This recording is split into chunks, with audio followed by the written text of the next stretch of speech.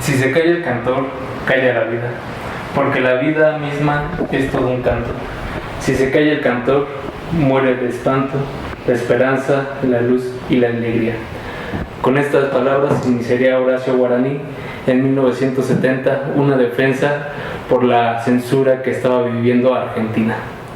Esta vez nos encontramos con una persona que es músico, profesor, director de orquesta mexicano y destacado intérprete de flauta dulce, Horacio Franco. Un gusto, Horacio. Qué ¿Cómo gusto, estás? muchas gracias por estar aquí, gracias por la entrevista, feliz de estar con ustedes. Muchas gracias. Horacio, en la actualidad tenemos una duda. Tras tus 40 años de carrera artística que se cumplieron este 2018, ¿cuál es el vínculo actual de Horacio Franco y la música? ¿Y cómo esto define a Horacio? Bueno, yo no podría vivir de otra manera si no fuera por la música, es decir, la música me buscó y me encontró hace 43 años cuando estaba en primera y secundaria, y hoy por hoy no podría yo subsistir sin ella porque es de lo que vivo, es lo que más me gusta hacer, es mi vida y es mi mundo y es lo que finalmente le ha dado un sino a mi vida, una razón de ser a mi vida.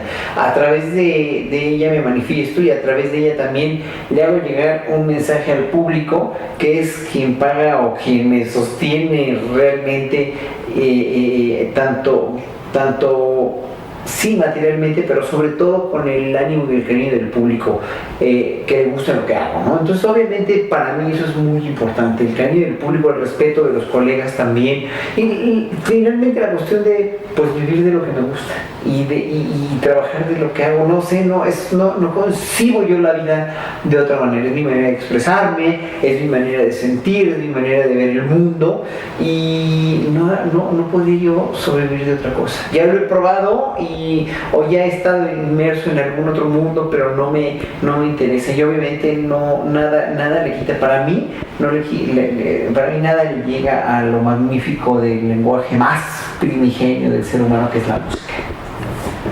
México en la actualidad es una sociedad dividida, una sociedad caótica, por llamarlo de alguna forma, y tú te has caracterizado por ser un activista social, una persona que defiende causas.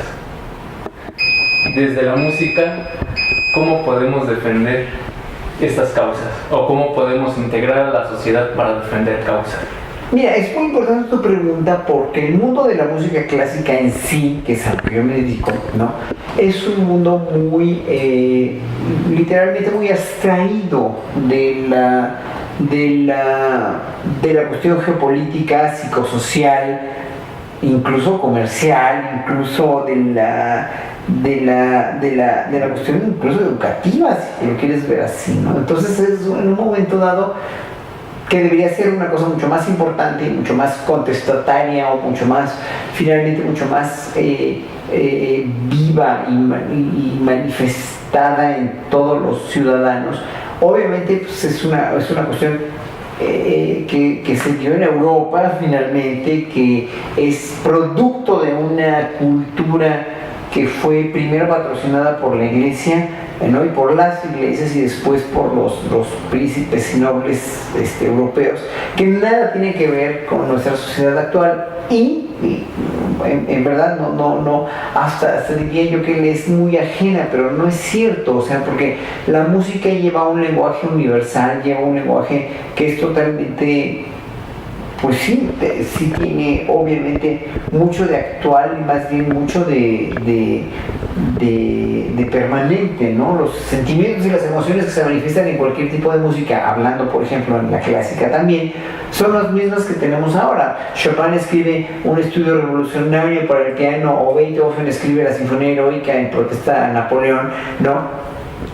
Con sentimientos que ahorita nos siguen siendo vigentes hasta ahorita, pues, ¿no? Con pasiones y emociones que siguen vigentes y que finalmente no se diferencian de una u otra manera, pero la cuestión es que la educación musical en nuestro país ha finalmente posicionado, gracias a las televisoras comerciales y a las cadenas comerciales, han posicionado finalmente un determinado tipo de música y de gusto, como Estados Unidos ha propiciado una especie de alimentación que tiene a más de la mitad de la población enormemente obesa, y finalmente la música que escucha la gente, pues obviamente la tiene también inmersa en ese mundo sin que se popularice otro tipo de música. Sin embargo, por ejemplo, cuando se presentan obras como Carmina Burana o la novena de Beethoven, pues los auditorios siempre están llenos, porque son obras que, dijéramos, venden, pero no es todo en la música clásica, no lo es todo. ¿Crees que en la actualidad existe una deuda mutua de la sociedad a la música clásica, de la música clásica a la sociedad? Bueno, mira, yo creo que lo que existe en la sociedad respecto a la música clásica es que la música clásica perdió mucho público en Europa y en Estados Unidos a partir del advenimiento después de la Segunda Guerra Mundial, del rock and roll y de otros movimientos donde finalmente la necesidad de rebelarse de la sociedad hizo que la gran música clásica fuera considerada como obsoleta, ¿no? También como que no reflejaba la actualidad de un modo de pensar y de algo que tenía que cambiar en la sociedad, sobre todo en los Estados Unidos, y empezó a hacerse una música que ya lo era en cierto sentido, pero una música aún más elitista y aún más para gente de 50 o 60 para arriba, pues música para ancianos, ¿no? De hecho, todavía en Europa mucho del público que paga por la música clásica es gente muy grande, ¿no? Entonces, en ese sentido se quitó la música clásica de la popularidad de los jóvenes, pero tampoco fue igual, tampoco fue diferente más bien en el siglo XIX o en el siglo XVIII, cuando la gente rica, socialmente hablando, económicamente hablando, la música clásica empieza a formarse como la conocemos actualmente después de la Revolución Francesa, cuando los reyes y los príncipes dejaron de ser los patrocinadores de los sirvientes y criados de lujo que eran los compositores y los intérpretes. Entonces los intérpretes y compositores se tuvieron que deslindar del patronazgo, del mecenazgo de los grandes príncipes, reyes y clérigos, y en teatros finalmente vender sus espectáculos. Empezaron a ser gestores culturales, y la primera generación fue la generación de Beethoven y los grandes intérpretes como Paganini, Liszt, Chopin. ¿Y quiénes iban a pagar por escuchar a estos genios y a las grandes orquestas y los estrenos de ópera? Pues la gente rica. O sea, la música clásica siempre fue para gente rica, nunca fue obviamente la componía gente muy pobre, dijéramos, ¿no? La mayoría de los compositores eran muy pobres y los músicos también, pero finalmente fue dirigida a la gente de clases sociales altas que podía pagar, ¿no? Entonces, en un momento dado nunca se superpopularizó así, ¿no? A menos que obviamente seas intelectual o seas compositor o seas músico y seas interesado en esta cultura musical y no seas un potentado millonario, pero pues sigue siendo música en cierto sentido socialmente muy elitista, porque no la han popularizado. O sea, los intentos de Walter Murphy por hacer la novena de Beethoven en rojo, de meter gregorianos en el punchis punchis, han sido bastante efímeros, han sido bastante, sí han cultivado y han desarrollado también interés en la juventud por estas músicas, pero poco a poco, gracias al internet, gracias a la distribución ya mayoritaria de música a través de las redes sociales, obviamente cada vez hay más gente interesada en la música clásica. Es decir, pero nunca vamos a competir, ahora sí, en ese sentido, con las grandes cadenas comerciales que producen miles y miles de cosas, donde finalmente pues quedas ante un Maluma o ante cualquier otro éxito así, quedas verdaderamente como un idiota como músico clásico, ¿no? Pero también es que la música clásica no tiene ese efecto visual o ese efecto de la cultura post Segunda Guerra Mundial, de músicos rebeldes, de músicos que están bailando y están cantando o están tocando, porque pues la música clásica es mucho más difícil y obviamente no puedes bailar tocando un preludio de Bach para nada, puedes moverte como Olga Briskin bailando un preludio de Bach, ¿verdad? Y dentro de esta sociedad de consumo hipersexualizada, violentada desde la misma música popular, de consumo masivo, ¿cómo podría, a partir del trabajo que tú generas, combatir todo esto? Yo creo que no es combatir, finalmente. Esa es una muy buena pregunta, porque no es combatir, es crecer, es difundir, es llegarle a toda la gente, pues, ¿no? Y hacer esfuerzos hormigas, así como queremos erradicar la corrupción de este país, empezando por nosotros mismos, no por un gobierno, ¿no? Bueno, si un gobierno nos va a ayudar a quitarla, obviamente, pero empezamos a ser nosotros, buenos ciudadanos. Igual los músicos clásicos también tenemos que hacer lo posible por difundir donde sea y de la manera que sea la música de concierto. La cuestión aquí es que a los músicos nos educaron no para tocar en una plancha de un zócalo o de un o en una plaza de toros o en un templete puesto en una delegación popular, porque te distrae mucho, porque sí es muy difícil, porque sí la música clásica te requiere de mucha concentración. Entonces obviamente ahí tiene que haber una creación de infraestructura de lugares donde sean propicios y que se invite a la gente, que la gente se empiece a educar y haga la costumbre de ir a oír a la orquesta de su localidad, cuando hay una orquesta, obviamente, ¿no? Cuando hay un solista, cuando hay un festival cultural, ¿no? O sea, los festivales culturales tienen bastantes presentación, hay mucho público, sobre todo yo lo veo en el interior de la República, no nada más en la Ciudad de México, sino en el interior de la República hay mucho interés por la música clásica, pero depende también cómo la vendas, ¿no? Lo más caro no es hacer la música clásica, lo más caro es venderla. Cada vez está más difícil llegar y acceder, aunque sea por redes sociales, a público masivo, porque finalmente todo está muy disperso y todo está muy polarizado. Y dentro de estos proyectos que tienes,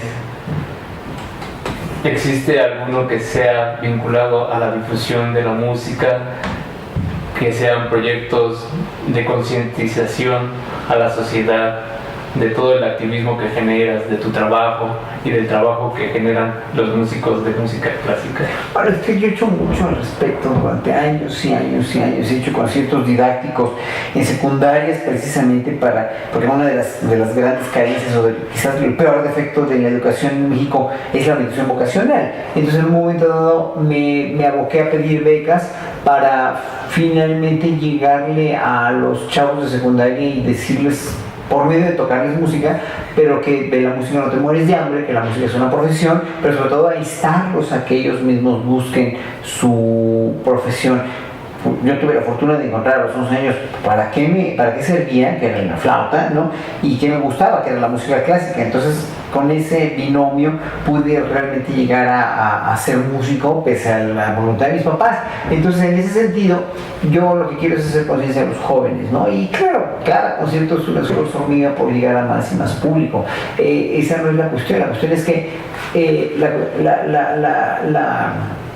el llegar a público masivo obviamente no lo vas a hacer tan fácil, porque como te digo, hay cadenas comerciales que le meten millones y millones de dólares a la producción de música. Yo no la llamaría chatarra, yo no la llamaría mala música, hay cosas muy buenas, pero que finalmente no ven a la música clásica como un reducto donde pueden ellos también en un momento dado enriquecerse, lo cual es mezquino, enriquecerse, no sino enriquecer al mundo entero con música clásica o con cultura o con la dignificación del ser humano como un objeto humanista, por ejemplo. No lo contemplan así, o sea, lo que quieren desde la educación tecnócrata que tenemos es producir mano de obra barata. ¿Por qué? Porque somos demasiados, porque no quieren repartir la riqueza, está repartida en un puñado de hombres en este planeta que son inmensamente millonarios, y como dijo José Mujica en una conferencia hace poco, ¿no? Al hombre más rico del mundo le quedarían 220 años para gastar $1 millón dólares diarios de aquí a 220 años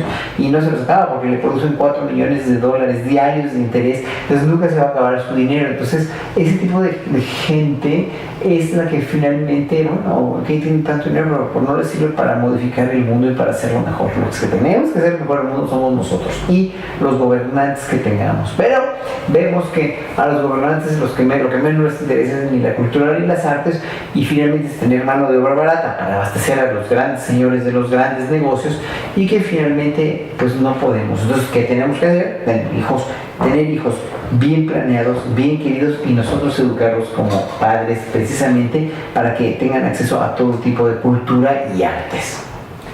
¿Existe una invitación que quieras hacer a las personas que nos ven por medio de IDN, a tus eventos, a tus proyectos que tengas a futuro? Bueno, pues será un honor que me visiten en mi Facebook, que es Horacio Franco Flautista, en Twitter, que es @Horacio Franco, en Instagram, que es también @Horacio Franco Flautista, y ahí en las redes sociales siempre estoy presente, ¿no? Ahí pueden consultar todos los eventos que tengo, pues si no viven en la Ciudad de México, pues pueden ver dónde estoy. Este año como tengo la celebración de los 40 años de carrera, voy a dar conciertos en Puebla, en Morelos, en Guerrero, también en Acapulco, dentro de poco tiempo con la Sinfónica de Acapulco, qué sé yo, voy a tener muchos conciertos, voy a Corea también, y en un momento dado pues pueden ver todo lo que hago en mis redes sociales. Es inevitable que ante la persona que nos encontramos solicitarle que nos regale una melodía. Por favor, ¿qué melodía sería oración? Les voy a tocar la fantasía número 11 de Gottfried Tellman para flauta. Okay.